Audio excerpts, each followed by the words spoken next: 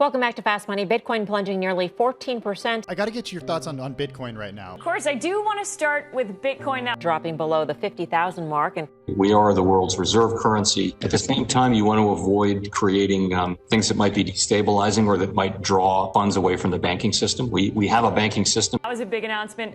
After earnings yesterday, Square's adding about $170 million worth of crypto to its balance sheet. We just got notice that Square bought $170 million worth of Bitcoin in the most recent quarter. So what would a digital dollar mean for Bitcoin and the broader crypto space? Let's bring in our very own Bitcoin baller, Brian Kelly. Brian.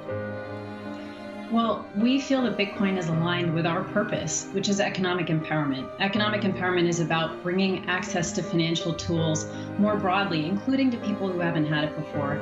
The most important thing to understand about Bitcoin is a bank in cyberspace for people that don't have the ability to run their own hedge fund. It's not a stock, it's an asset class.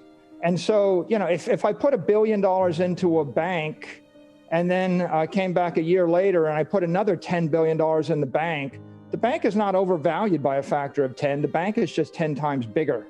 Thoughts on Bitcoin? People are using Bitcoin to store their monetary energy. And we've responded to the feedback that we've gotten, and we've seen increased awareness. We had 3 million people transacting Bitcoin through Cash App in 2020, and 1 million who were new to Bitcoin in January. I kind of thought that dollars were already sort of digital. I mean, I can send you money via Venmo or PayPal or Zelle or whatever. I mean, isn't that the case right now? Once the Fed has a digital wallet and they can put more money in there, they will continue to print that money, and that is just the exact opposite value proposition from Bitcoin. Oh, so you think that if the Fed actually goes ahead with the digital dollar, that would mean that they would print more money because it's just that much easier? Yeah, I think exactly. There's two things. I mean, instead of mailing out stimulus checks, they just simply credit your wallet with more money. Alternatively, if they wanted to get you to spend that money, they put $1,400 in there, and if you don't spend it within a week, they take $100 out. I think there's a lot of companies now that are thinking about buying into Bitcoin. And that gets you to create, that gets inflation creating, velocity, all of those type of things. Again, I think it would be really good for Bitcoin. I know you called it the currency of the internet.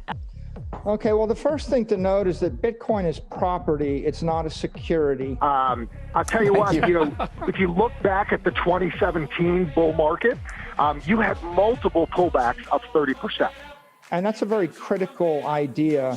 Really interesting. We also had a big quarter for Square's Cash App. Monthly active users now 36 million. That was up about 50%.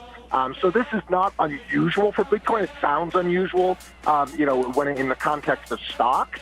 But for Bitcoin, this is a very natural part of what the bull market is like. 36 million monthly active customers. We see a diversity of use cases on the platform.